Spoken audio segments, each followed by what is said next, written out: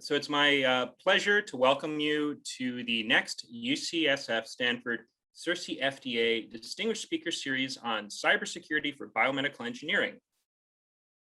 I'm your host, Kevin Fu, Acting Director of Medical Device Cybersecurity in FDA's Center for Devices and Radiological Health, and I'd like to introduce our distinguished speaker for today. But first, a quick disclaimer that this seminar series does not represent official FDA policy or guidance. The contents are those of the speakers and do not necessarily represent the official reviews of, nor an endorsement by FDA, HHS, or the US government. This seminar is being recorded. I'm your moderator today, Kevin Fu, and I'm glad to be hosting the series today with Professor Kevin Kornegay from Morgan State University. A quick reminder on why we're meeting here today. So why is cybersecurity key for biomedical engineering? Well, you don't have to go too far in the news to see reports of cyber attacks causing disruption to the delivery of healthcare. Everything from ransomware to the executive order on cybersecurity to improve the security of our critical infrastructure, at least in the United States. So to address this need for better cybersecurity for the biomedical engineering product manufacturing community, we've hosted a number of seminars. And today we're honored to have Professor Kevin Kornegay from Morgan State University. He is the IoT security professor, Internet of Things security professor, and the director of the Cybersecurity Assurance and Policy Center for Academic Excellence within the Electrical and Computer Engineering Department at Morgan State. Today, he's going to talk about what biomedical engineering can learn from research and academic programs in embedded cybersecurity. And let me just say that I've always been impressed with Professor Kornegay's activities. I'm so pleased to be able to host you, I think now for a second time. And he's chaired a number of different important committees and served on many important program committees in the research community on very cutting edge security research, especially at the interplay of hardware and software, where you need skills such as reverse engineering, the ability to create secure embedded systems that are out of sight and out of mind. He is a recipient of the NSF Career Award, which is the top award for young scientists in the National Science Foundation, the IBM Faculty Partnership Award, the National Semiconductor Faculty Development Award, and the General Motors Faculty Fellowship Award. He's a senior member of the IEEE and a member of Eta Kappa Nu and Tau Beta Pi Engineering Honor Societies. Without any further ado, I would like to welcome Kevin to the stage. Thank you for joining us, Kevin. Thank you for having me, Kevin. It's not an echo, but we just both happen to share the same first name. So I'm delighted to be with you this morning for those of you out on the West Coast, and this afternoon for those on the East Coast. Today, as Kevin mentioned, I'll be speaking with you about what biomedical engineers can learn about research and academic programs related to cybersecurity. So based on that, I'll be presenting an overview of our Cybersecurity Assurance and Policy Center. Then I'll dive a little bit into what are embedded systems and how they exploited and some of the vulnerabilities associated with them. Next, I'll get into some of the academic programs. Well, I'll talk about our research and follow that up with the academic programs that support our research, and then wrap up with some comments about how we're preparing the workforce to work to protect these systems from exploitation. But before I begin, I'd like to start with take on our journey from how we got to where we are today. And this program began at Morgan State when I arrived here in 2012, and with limited to scarce resources. I didn't have a startup package or anything. So I had to figure out what are the, how to create a research program that is founded on the rich population of diverse students who come from the local area, where we're in the at the center of the intelligence community. We have NSA about 14 miles away. We have CIA and other federal agencies or DoD agencies that are in close proximity. And we draw our students from this, from the surrounding counties in the state of Maryland. And so capitalizing on that, and so that's at the front end, and then on the back end, you know, we have a desire to produce PhD students. And at the time, we were not even a Kornegay classification R2 program. So we wanted to have a program that would impact our, have impact in many areas. And I'll get to that a little shortly. So, but to begin, I had to raise funds to support graduate students. So I wrote an NSF RISE grant, and where RISE is an infrastructure, research infrastructure program. And with funds from that, I was able to support about 5 or 6 PhD students at the time.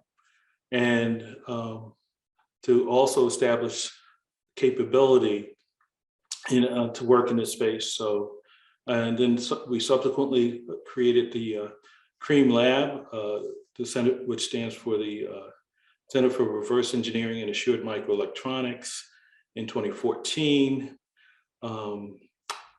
We followed that up with other partnerships. So another aspect of our center is that we have very strong partnerships and relationships with our sponsors.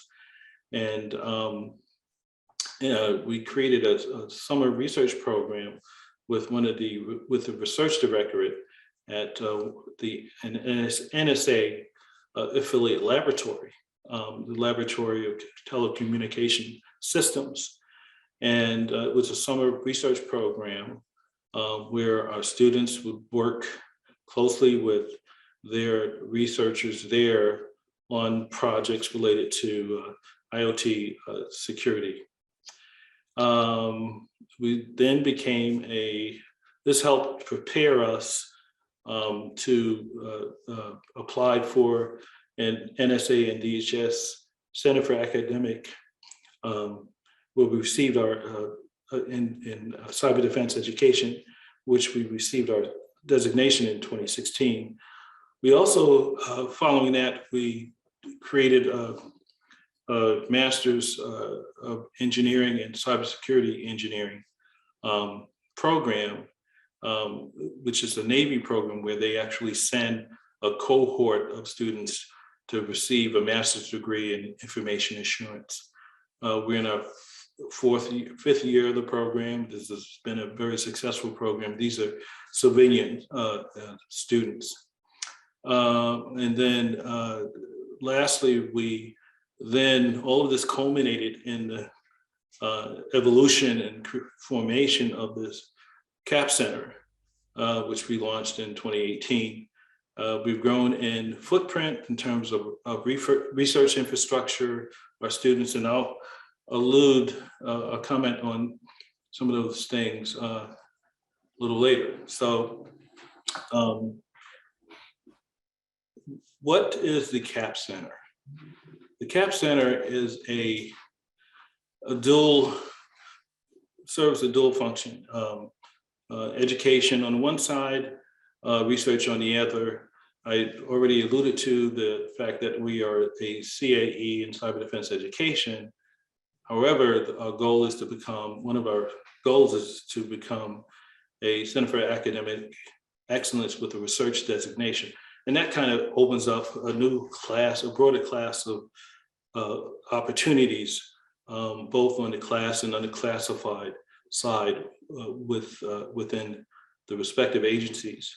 But really, our goal is to have impact in a variety of different ways, from being subject matter experts, providing education, innovation, and IP, generating IP, and so one of the outcomes from a lot of our research efforts have been patents, so which may lead to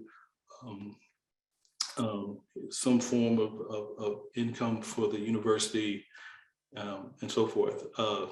Definitely workforce development, and I'll really speak to this a little later. The next, so our mission really is quite simple. Is to provide the intelligence community with knowledge, methodology, solutions, and highly skilled engineers, cybersecurity engineers, to help prevent the penetration and manipulation of our cyber physical infrastructures. As Kevin mentioned in his introductory remarks, you've seen in the media many instances of various types of cyber attacks on our supply chain, and various infrastructures. So, but we take our tack to addressing the problem is to utilize reverse engineering techniques to assess the assurance of these embedded systems, because embedded systems are at the heart of many of these systems. And this is a listing of our research capabilities. So to do so, to work in this space requires a wide diversity of competencies in many areas. But so our research spans across many of the sectors that affect some of these sectors that I mentioned. So they range from secure embedded system design, reverse engineering, software reverse engineering, hardware assurance, software assurance. AI is is another, so trustworthy AI. So can you trust the decisions decision outcomes from the algorithms, and so forth? I'll touch upon those briefly, shortly. And then there's secure autonomy, with autonomous systems currently being deployed in the smart cities. There's a whole host of presents a whole host of security challenges, or security risks rather, and I'll allude to those shortly. But so what are embedded systems? An embedded system is basically a computer it could be a general purpose or application specific, but its sole role is to provide computation support for the given application.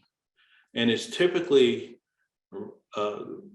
includes some sort of sensing. So I use the term embedded systems and IoT kind of synonymously, because where IoT is something that is a device that interacts with its environment. It performs some decision-making process. So this is where the embedded system portion of it, and then it communicates with the higher decision-making authority. And adversaries are so skilled, hackers, attackers, they're so skilled, they understand the weaknesses of one and how to exploit the vulnerabilities associated with one or three of these types to affect to have a disruptive effect on the system, denial of service attacks. So many of you may be familiar with a botnet attack, where you get these millions of IoT devices, and they get, you have a program that gets downloaded because someone, we gain access to a system through a back door that was left open, and typically these are caused by user errors. But anyways, they get these devices to coordinate and to direct traffic to a particular website, for example. And this is really jamming. So they can get millions and millions of these, for example, cameras. They're all over the place. They've been installed, and where folks haven't changed the root passwords. So the first thing a hacker does is check to see if they would apply the root password to gain access and control of these devices. So that's an example. But imagine this is in the context of a medical environment where you have your apps that are running on your cell phone. You have your medical devices that are collecting data, and they're pushing this data, collecting it, monitoring patients' vital signs, sending it to the cloud, where the medical provider will have access to it. You may have they have many of these medical alert systems where you may have a care provider here who's monitoring, and you have the intervention. But imagine an attacker on this environment this presents a very large and wide attack surface where they can attack to prevent communications. They can do spoofing attacks or man in the middle attacks where they act as they pretend to be a caretaker, and they are collecting vital information, private information. So there are so many things, excuse me, that an adversary can do in the context of this environment. So, and you couple this with emerging technologies such as 5G, where they're looking at providing ubiquitous connectivity. So here at the CAP Center at Morgan State, we've created this research environment that that takes advantage of the heterogeneity of devices, protocols, applications. So we have down at the bottom, we have the different sectors: smart health, home automation, and at the back end, at the cloud, the connection of the blue is a 5G layer. And so what I want you to gather from this illustration is the attack surface. It spans from edge to the cloud. So it's a virtually horizontal attack surface. You don't know where the attack is coming from. So how do you protect? And so we're looking at developing techniques and ways in which to provide security in depth from the edge, where the devices reside, from the edge out to the cloud. It's a daunting task, but our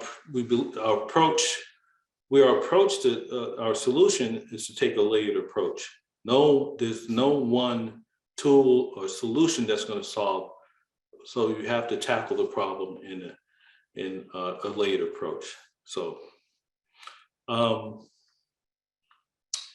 little bit about how do hackers take advantage of these devices, and it's through the vulnerabilities. And these vulnerabilities manifest in terms of, could be caused by implementation errors of the ways in which they, you implement the hardware that's going to perform, for example, the authentication or encryption algorithms. And they tend to leak information during their processing. You have firmware and software bugs that are well known. For example, we use open source tools and software to create these applications, and there are bugs and backdoors that the hackers are aware of. There are oftentimes these protocols and standards that are used, such as the Wi-Fi standard, the IEEE 802.11.11, that's a Wi-Fi standard, or Bluetooth standard. Initially, some of these standards were developed with without security in mind, and some do, but even though you have a standard, everyone has their own way of interpreting that when they map it to hardware. And that's where you get, or firmware, and that's where these plugs or backdoors seem to come about.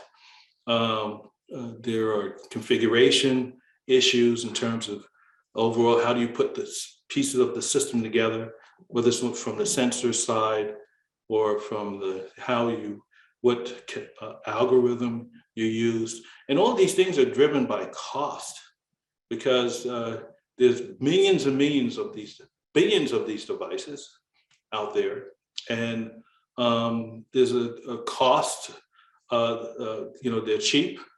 The manufacturers want to do this, and anytime you add security, it adds an additional layer of cost in terms of, and also it lengthens the product to market cycle. So you have all these competing factors that contribute towards the manufacturer deciding to how they're going to address some of these vulnerabilities. And then lastly, you have the user errors.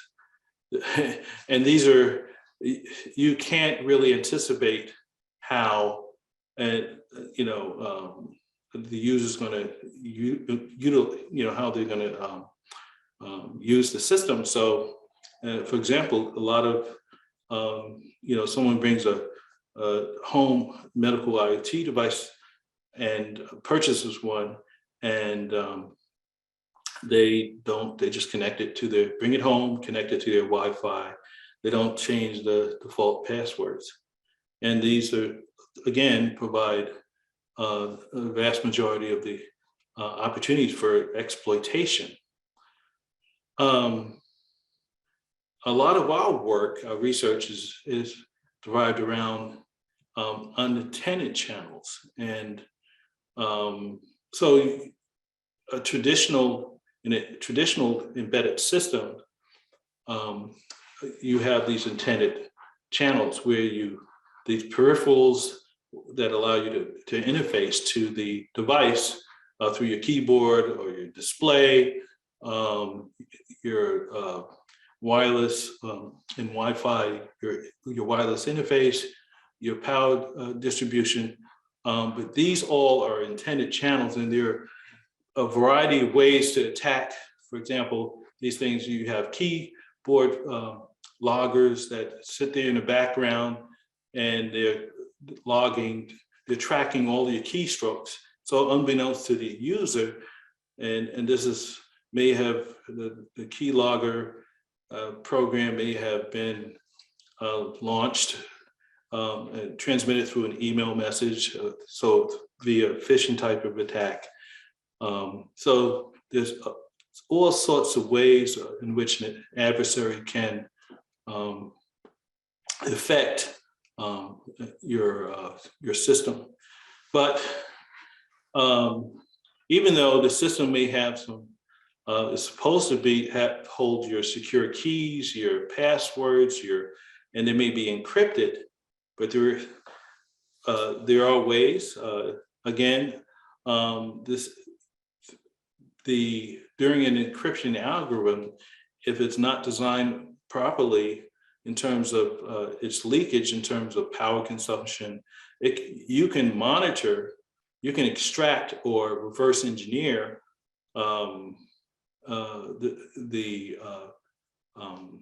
use reverse engineering techniques to exfiltrate or extract the password from and that, coupled with computers are fast. If you have a computer, you can actually utilize statistical techniques. You can actually predict, brute force, predict or guess what the encryption key is. And I'll talk a little bit how we do that. And this is through power consumption, these devices emanate electromagnetic energy, there's sound from the clicking, from the devicing. You can interpret and infer lots of things about from the temperature, the temporal data, or even from the light reflected from these embedded systems. So side channels, there are two types. There's passive types of attacks where they sit there and listening. So this is a classic communications channel. So so you're effectively eavesdropping, but we're eavesdropping at the electrical signal level. And so to do so, you're going to need a receiver that's tuned to the channel, so that, and we'll talk about how we how we develop the receiver, how we utilize this concept to at least capture the data that we're going to use to exploit, to perform a side channel analysis. So you have two types of side channel attacks. You have passive and active attacks. Active attacks are more destructive. They leave evidence that someone's been there. So, and you really, with both of these, you need some sort of proximity access to the devices. So these types of attacks will be performed, let's say, for a tamper attack. Let's say, for example, the following scenario: you purchase a router from the store that's $59, for example, in new package, but you see this router that's been returned after it's been modified, and for $29. Some people go and buy that's, where the box has been taped up or whatever. Some people want to opt for the bargain, and you bring it home, and boom, next thing you know, you're subject to a ransomware attack, or someone just sits there and just eavesdrops, collecting your data, and these results in identity theft and all kinds of things. So, but these active attacks is often called fault injections, where you actually zap the device, for example, and you get some desired results. These are, I'm not going to talk about those, but we specialize, this requires specialized equipment and so forth. But regarding the power attacks, it's based on the principles, it utilizes the power that gets generated by these semiconductors. And in particular, it's the switching power. So on the left is a traditional digital circuit, for example, that implements a lot of the cryptographic functions that run on these embedded systems, or the processors or computers. But during a 0 to 1 transition, on the right, you see a power trace that relates to a 0 to 1 transition. And typically during, you can analyze these profiles and process the data infer, to make some inferences, but you can correlate, if you can somehow correlate this transition to guessing, to a guess with a high probability, you can kind of guess exactly what, you can guess what, for example, an encryption key is. And this is typically how adversaries, an attacker would perform a power attack. One of the first things you need to do, for example, with an embedded target, so we have a board that's running a cryptographic algorithm. And the first thing you don't know, if you have no knowledge of the architecture or the layout of the device, we use equipment.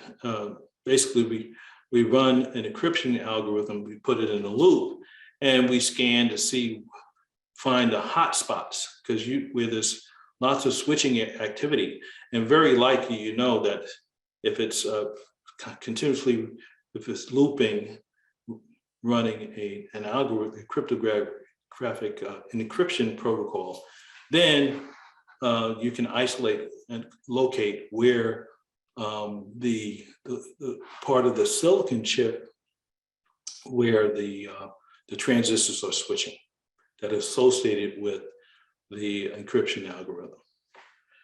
After you locate, so you've identified, first step, you've identified where to launch your attack, okay? The next step, you're going to use that information in your system that typically involves a high performance computer where you're going to run, that runs your tools, your algorithms that are going to, your correlation, your statistical algorithms that are going to crunch the data and to perform the guesswork, do the correlation work in particular. You have the triggering, so you can start and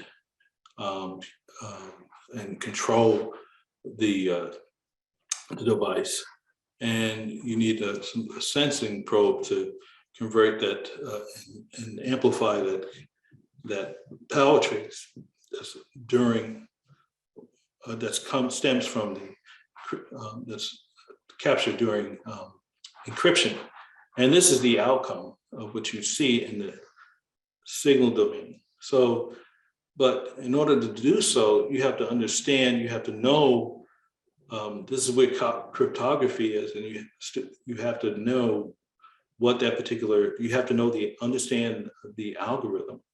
So a lot of these, again, a lot of these hackers have rudimentary understanding of these algorithms, these cryptography algorithms.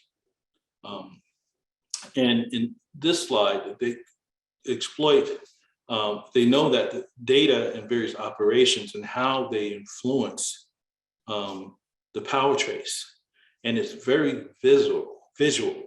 So you can kind of see, but however, you're collecting large traces of large data, and you use statistical analysis and filtering to get rid of the noise and so forth. But still, you can use computers to help you sort through all of this data.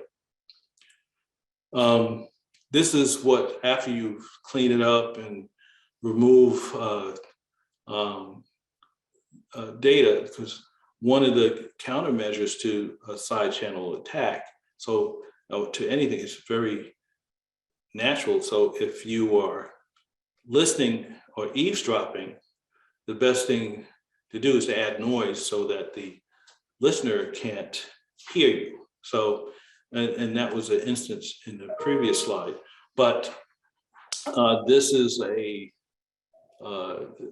capture during a crypto operation. So we have a crypto operation, really 128-bit AES encryption algorithm, which has about, actually this is a DES, And we know that in DES, you have 8 rounds of computation. And this is what it looks like in a electrical signal domain. After some time, this is what happens after the power on reset. We know between these two edges that the encryption process is going to occur here. And we know that it's pretty likely that the encryption is occurring during here, and this is where we're going to launch our correlation power analysis attack. And so next, just a little bit about shift gears a little bit and talk about,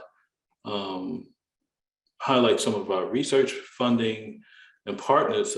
So we have a wide variety of diverse, rich group of research projects that span from the National Science Foundation.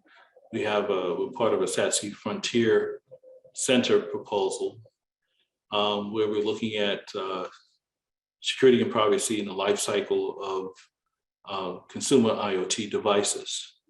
And we're looking at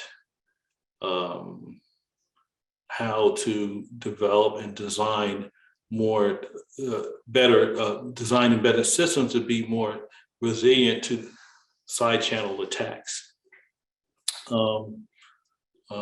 We also have several projects supported by the Research and Cybersecurity Directors at the National Security Agency. We have NIST professional practice programs, MITRE, MIT Lincoln Laboratories, a whole host of research projects that address these, that span from the edge to the cloud. Okay. Our facilities, so we've grown from the cream lab to now we occupy 2 floors and another building in addition to the 3,200 square feet in Schaefer Engineering. So we have our own data center. And one key thing in all of this that's crucial, we have our own data line coming into campus. So we don't have to deal with campus IT. And we have our own IT manager who controls our zero trust data center and networking environment, software defined networking environment. So this is a part of the laboratory infrastructure that I showed you before. This data center is the focal point.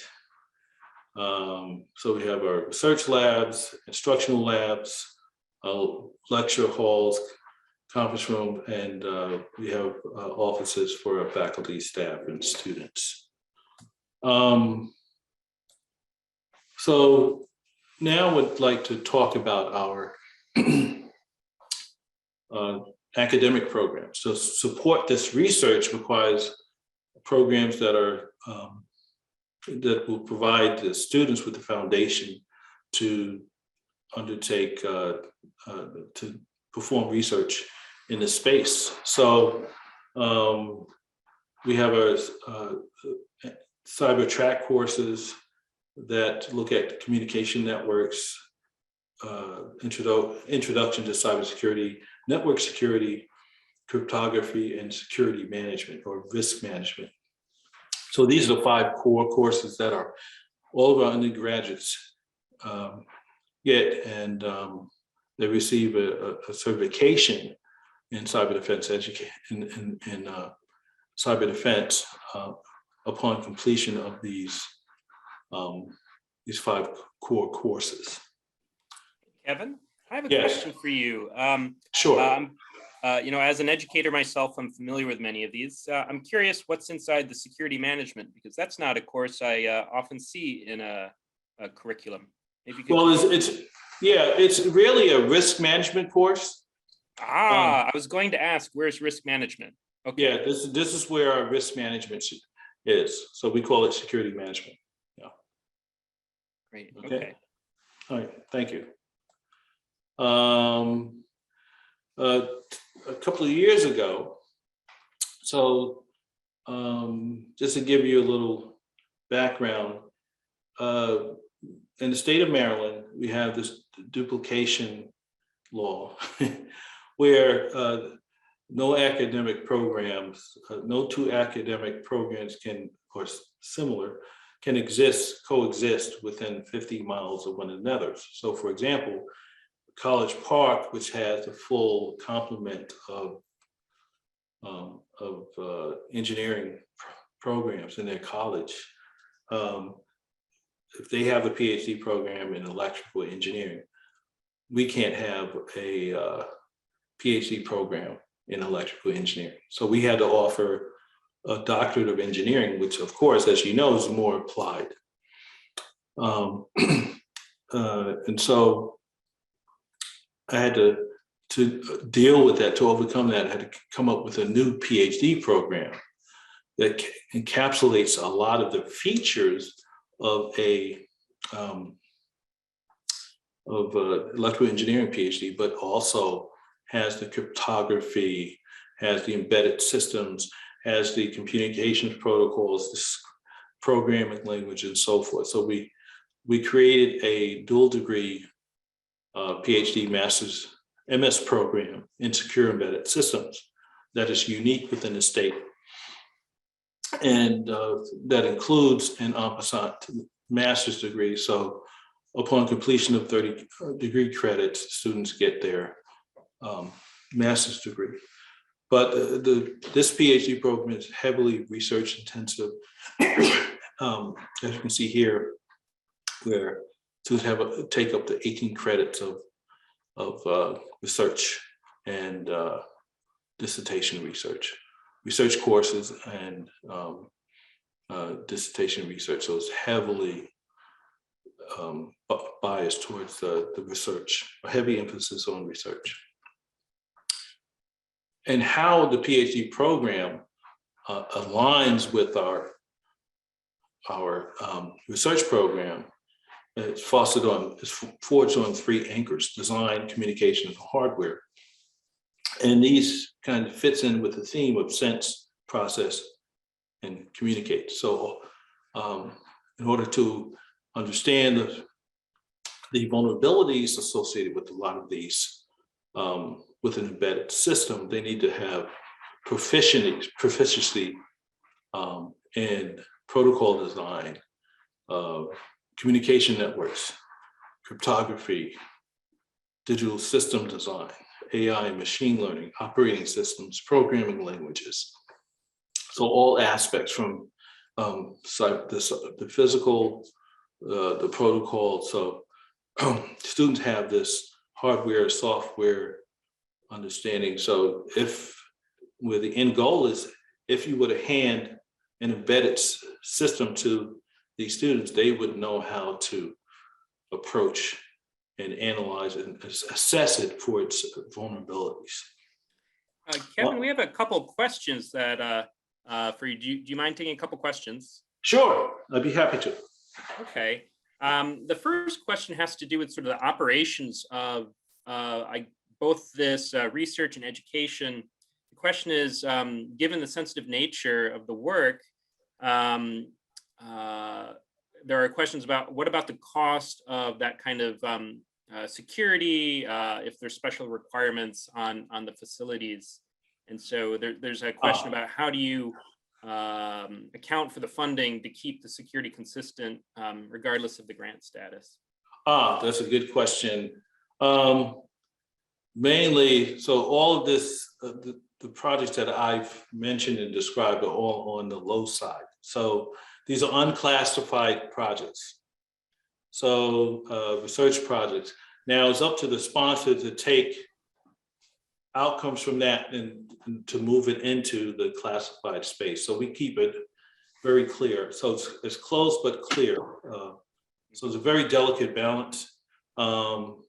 we don't have a SCIF facility, for example, at Morgan State. So all of that work is done at the customer site.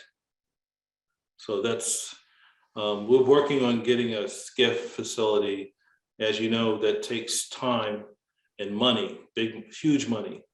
And because this is new to Morgan, there's some kind of hesitancy to move on the classified side. So we tend to keep things clean at the moment, and all of our research is on the unclassified side. Now, the students per se, they may be performing classified work, but that is at the customer side. Does that help? Yeah. Well, let's see. I think that's what they're getting at. And we do have a couple other questions on different topics as well. One is, I think, to what degree do you have the opportunity, or your students work with medical device companies? And if not, what you might be looking for to increase that? Because I can tell you there are a lot of medical device manufacturers and regulators who are very interested in students, Yes. as well as faculty. Yes, so another good question. So we, the past 2 years, we do work with medical manufacturer companies. So Medtronics, some of you may have heard of them, because we've had a couple of our students have employers there, but we have a relationship with them where they've partnered with us. In this partnership, and I wanted to talk a little bit about how we forge our partnerships with intent, and that includes mentoring. So where we adopted it takes a village philosophy, whereby the sponsor also everyone has a stake in this, in the student's success. So the sponsors provides mentorship. So we had a project. So we have this 1-year capstone project, and the projects are where the sponsors' mentors serve as mentors on these projects.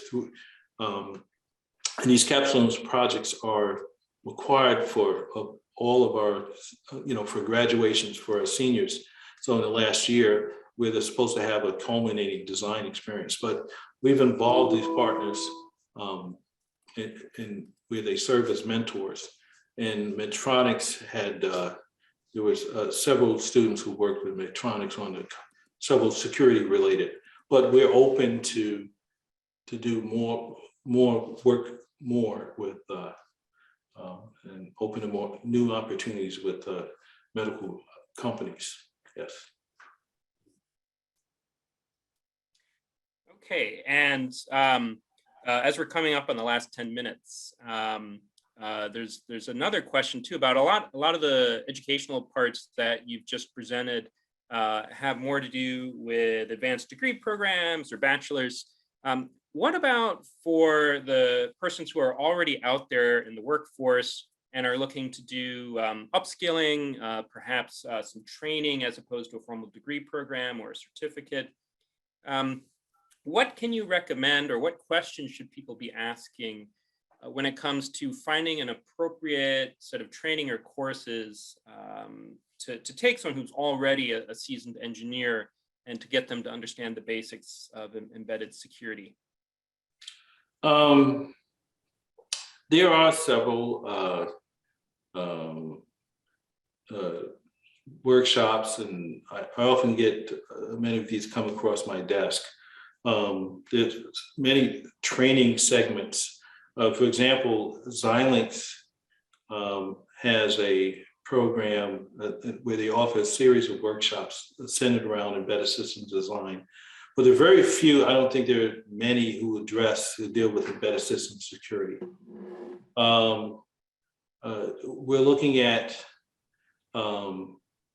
but that's not to say that there's several, actually there's several universities. I know at Ohio State, they have the MESS Center where they talk about these issues, where they offer these lightning talks where you can get snippets of things. And so there's industry workshops, there are plenty of them. I know we're talking about certifications in secure embedded systems design. So we're looking at these things but we're working with industry and DoD, because that is important, for folks who want to transition into the space, for professionals who want to transition. So there are things out there. We're looking at these things as well within the CAP Center. And so. Okay, and then I'm sorry, a final question. Relating to the career development pipeline of students going into the workforce, for instance, the medical device manufacturing community and regulators across the world often tap on biomedical engineering departments and public policy departments. There's obviously in regulation, there's quite a bit you need to understand about public policy to make a contribution there. Those are not computer science departments or electrical engineering departments. I'm curious if you have any thoughts on what are some effective long-term strategies or ways for the medical device manufacturers and regulators to get better access to these pipelines when what they need are not classically trained computer scientists necessarily, but those who are going to be familiar with the basics of security engineering for manufacturing, be it medical or other products? Well, tap into hire our students. So, I mean, you've got to go where the source is. Our program is unique, but we are,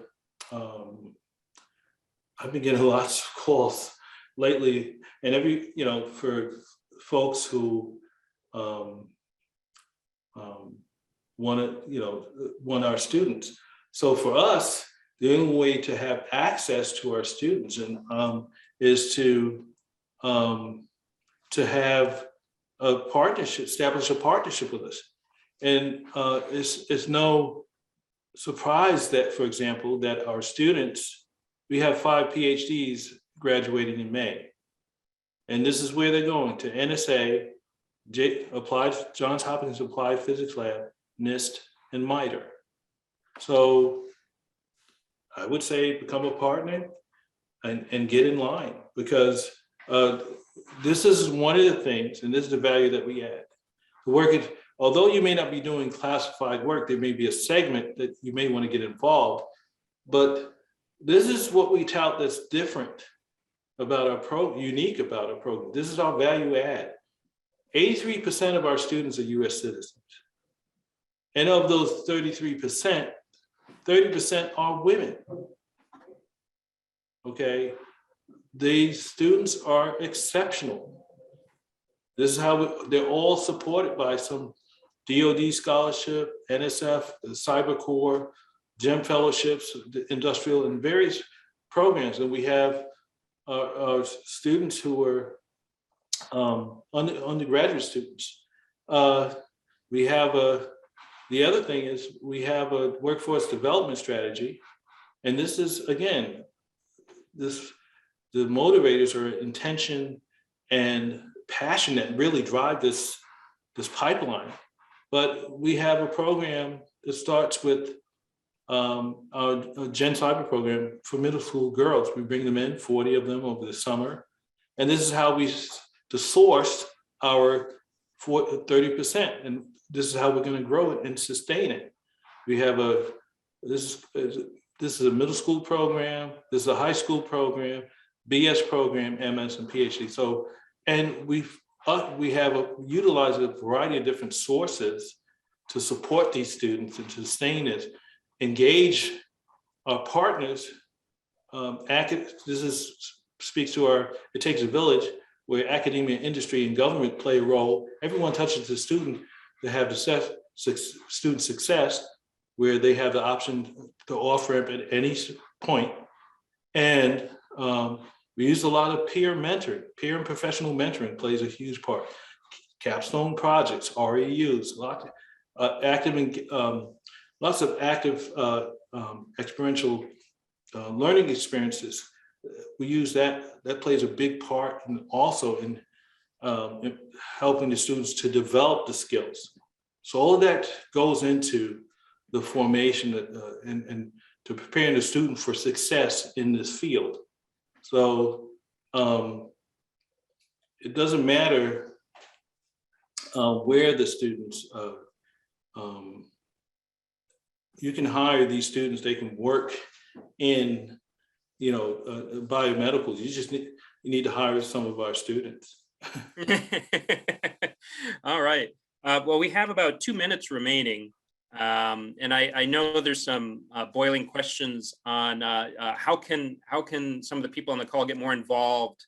I'm imagining they're probably thinking, how can I give a presentation to your students so they know of these opportunities? But please go ahead and choose to either go ahead or address some of these questions. Yeah, so let's have a conversation. It begins with a conversation. But again, the key thing is relationship. Because I often get plenty of requests from folks who say, who want access to our students. So, but we're like a grocery store. So that's the model. We got to replenish the shelves. If people come and buy things, how do we replenish the shelf? So we need support to sustain this pipeline. But what the foundation for that support is research. So the support is anchored by research, but again, how do you play a role in helping to shape? So you tell me, what role do you want to play in helping to shape towards that student's success? What role can you play in helping and ensuring that student's success? And yeah. I think that's a great way to summarize and wrap up your talk with a hopeful message. In this last minute, I'm wondering if you have any sort of final comments you'd like to convey, especially to our community of biomedical engineers who are curious about how to tap into these resources when they don't normally rub shoulders with the computing community, let alone the cybersecurity. Yeah, I say come out of your, here's my message is this whole cybersecurity is going to take problem is going to take an all hands approach, all hands on deck approach. So get out of your offices, go talk to your colleague who's working in cyber to become more equipped. So the problem is we stay in our stovepipes, and cybersecurity cuts across everything. And so engage and have a dialogue. Because we cannot afford to take it, kick the can down the road approach. Everyone has to have a say. I'm not saying you have to be an expert, but have a conversation with a cybersecurity person, your colleague, so that they can understand your problems, and you can understand some of the solutions, and together and collectively we can have better solutions. I mean, data is shown. I mean, there's plenty of data that suggests that the more diverse these research teams are, you get much better solutions. So get involved. That's my final say. Well, thank you so much. Again, this is Professor Kevin Kornegay of Morgan State University, presenting on embedded security research and education for the biomedical engineering community to learn more. I really enjoyed your talk. I hope our participants got a chance to reflect. This concludes the talk. Next month, we will have Professor Stefan Savage of UC San Diego talking about automobile cybersecurity and some of the hacking of automobiles, which will be a nice setting to compare to the medical device community. So thank you all for joining, and we'll see you next month for the CERCI FDA Distinguished Speaker Series on cybersecurity for biomedical engineering.